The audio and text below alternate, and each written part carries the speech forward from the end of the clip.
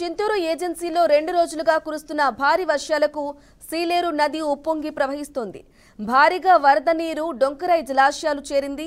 దీంతో అప్రమత్తమైన అధికారులు 7 గేట్లను ఓపెన్ చేసి 1,11,000 క్యూసెక్ల నీటిని దిగువకు విడుదల చేశారు. సీలేరు నది ఉధృతంగా ప్రవహించడంతో శబరి నదికి వరద నీరు పోటెత్తుతోంది.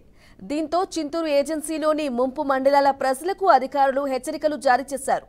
చింతూరు మోతుగూడెం ప్రధాన రహదారిపై వరద నీరు ప్రవహించడంతో వాహన రాకపోకలకు ఇబ్బంది తలెత్తుతోంది.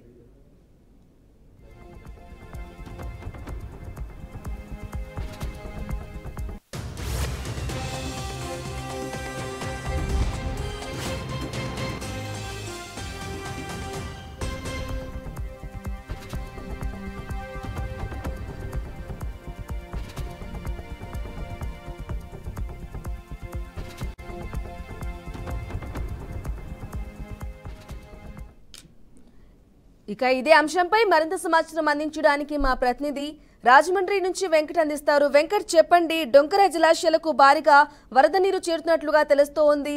అలాగే లోతట్టు ప్రాంతాల అధికారులు ఏ విధంగా అప్రమత్తం చేశారు? దీనికి సంబంధించిన డీటెయిల్స్ ఇవ్వండి. థ్యాంక్ యూ బ్రహ్మణి.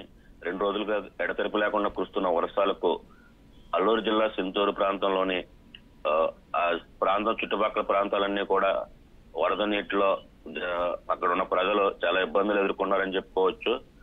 అల్లూరు జిల్లా చింతూరు ఏజెన్సీలో 2 రోజులుగా ఈ వర్షాలు చాలా అధికంగా ఉన్నాయి.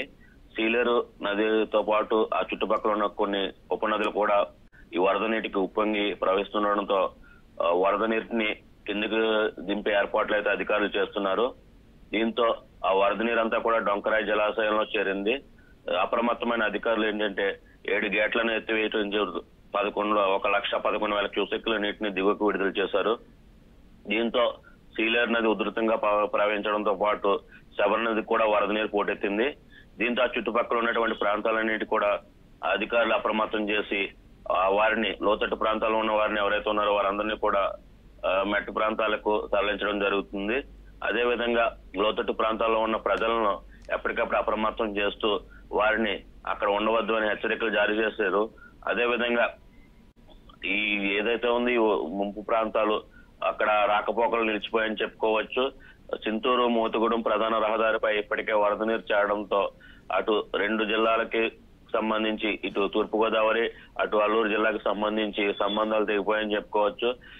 ప్రయాణికుల రాకపోకలకు తీవ్ర ఇబ్బందులు అయితే ఎదుర్కొంటున్నారు.